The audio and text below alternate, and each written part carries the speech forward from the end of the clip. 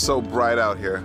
So I want to discuss something called mastering, and when should you do it, who should do it, and does Landr and Bandlab actually do a good job at mastering? I'm not sure. I had a discussion with a friend of mine. He was saying that he used Landr for a few things and it was a hit and miss. You know, sometimes it did well, sometimes it didn't do so well. And I'm gonna put Landr and Bandlab to the test. But before I do that, of course, you know, I gotta make some runs, I gotta do some things, and yada, yada, yada. By the time I get home, I'll sit down with a track and see how that works. So first, I get something to eat.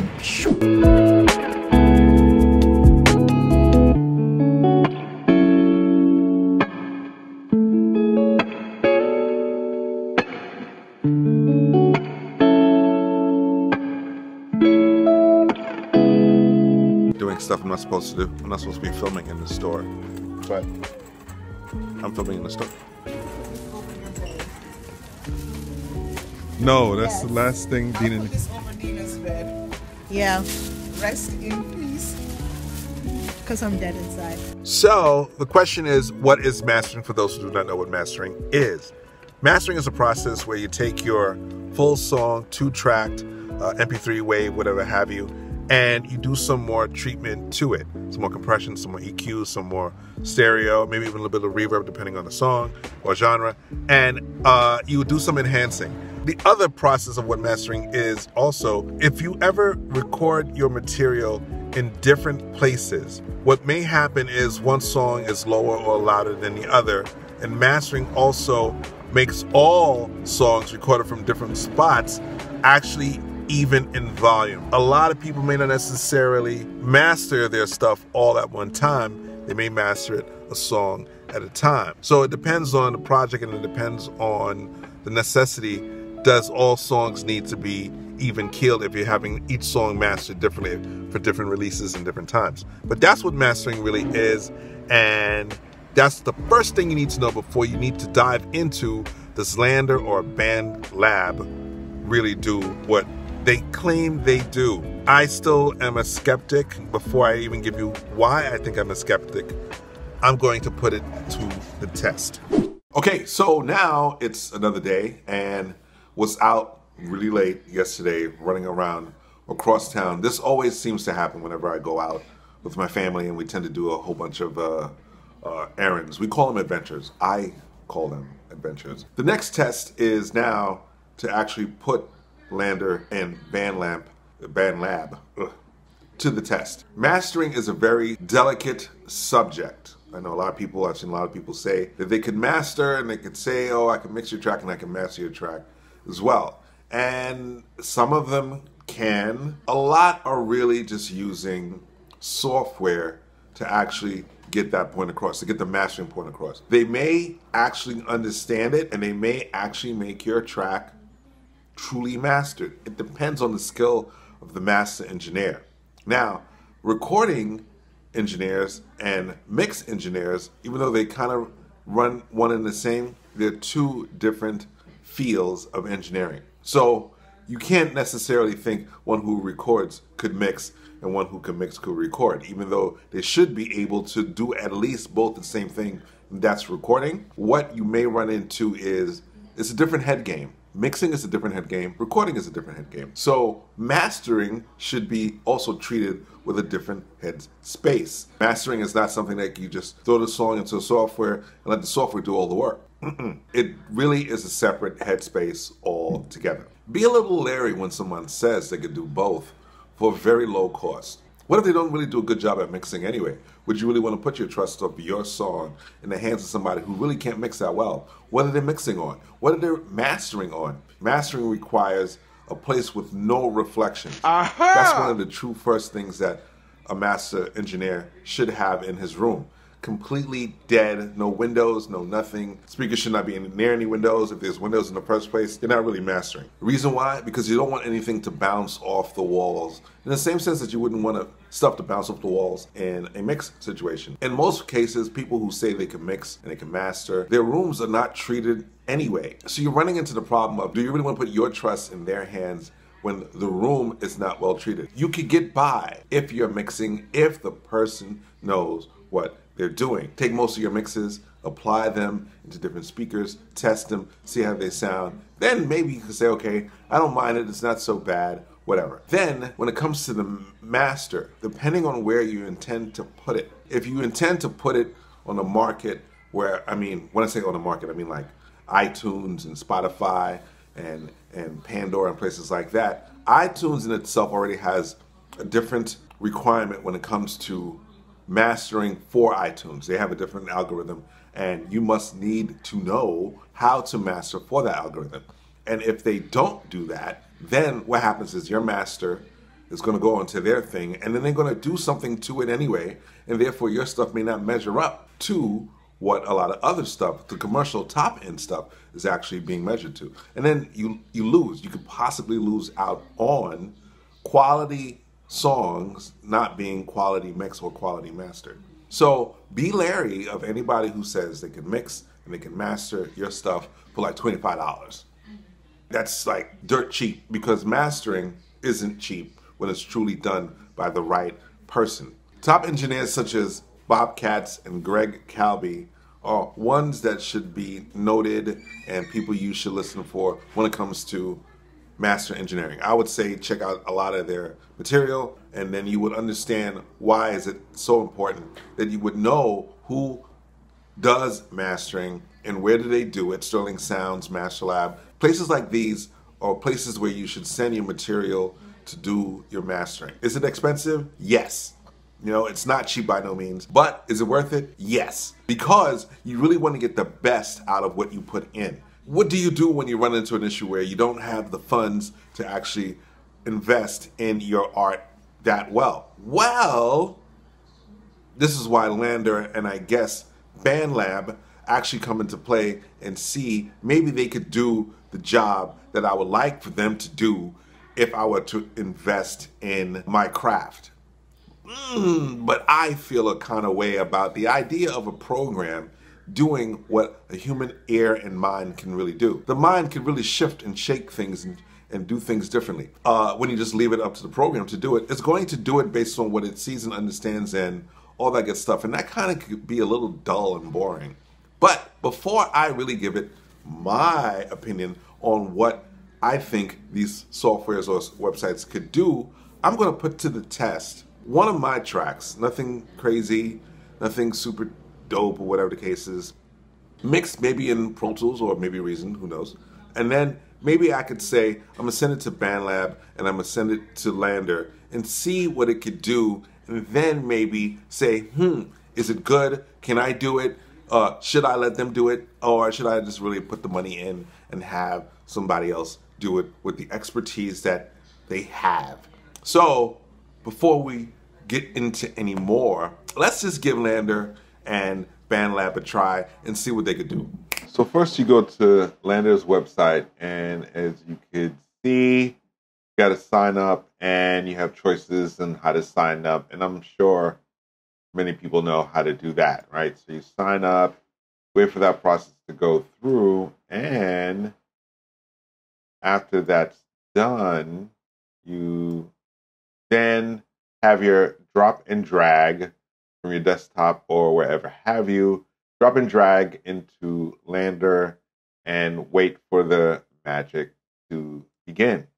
It goes through a process where it's reading your song and is analyzing it in some way or another to then decide what it's going to do. After it's done, then it gives you a preview. You get to preview what it is you're about to listen to. You're about to listen to the Landr's magic and see what it has done. And then while you're listening to it, you get to see that it has these options. You have your low MP3, you have your high MP3, and then you have your wave. There's a fourth option, but that option wasn't a part of the gold standard. Either way, your three options are free, pay, and pay, which is not a crime. But the low MP3 for a free trial was pretty interesting.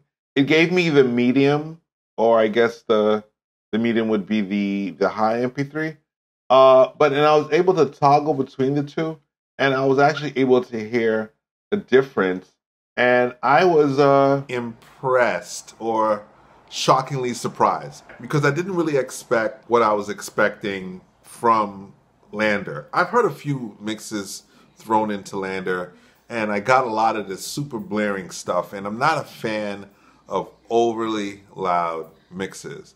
Certain songs do not call for an overabundance of loudness. It's just supposed to be a song. It's supposed to just be simple. It's supposed to be heard. Most music is heard, but today's music is extremely loud, competing for more attention than the song prior. But I think the loudness war is over, and I really think it's supposed to go back to where it's supposed to be. Audible, not supposed to blast your ears, not supposed to go deaf listening to music. Some music does call for some more energy. Some music calls for some loudness or just more presence. But this particular track that I did is a basic, simple, smoothed out Sunday afternoon drive around your neighborhood track type song. And the song was supposed to be lifted. It's not supposed to be super loud. So what did I do? Well, I brought down the settings or the level to about -6. I took off a lot of the effects that was in the master channel, and I brought it down practically naked so that Landr could do its thing. And Landr gave me 3 options: medium, high, and low. I picked the low because I thought the low was closer to what the original was. I didn't want the difference to be so drastically different. I wanted it to be like, okay, if I were to play the 2, naked, no master, and master, you would hear the difference, but it should be a subtle difference. I was shocked that Landr actually was able to do it without any stuff, any hands-on, really quick, just drop and drag, and it does what it does. How does it do it? I don't know. A friend of mine in the discussion, he believes that it does something where it has like a database with sounds or other sounds or things like it or other genres of music close to what you're doing. So it's kind of analyzing what your song sounds like compared to other songs in its database. It's possible. Still would rather an air or an actual person to really do my stuff, but it's something that I might give a try every now and again. But either way, the price is not that bad. It's something like $5 for a high-resolution wave mastered file. On to Bandlab. Let's see what Bandlab is going to give me. So Bandlab is pretty much the same thing. You got to sign up to be a part of the whole magical experience. And as you see, you are greeted with the drag your tracks here when you're ready to do the whole mastering part of it all. And you can see it uploads fairly quick once you do your thingamajiggy.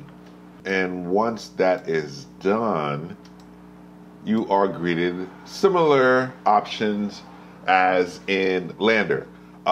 You get the enhanced clarity, CD quality, and bass boost, and the original, which is your original mix before any processing goes on.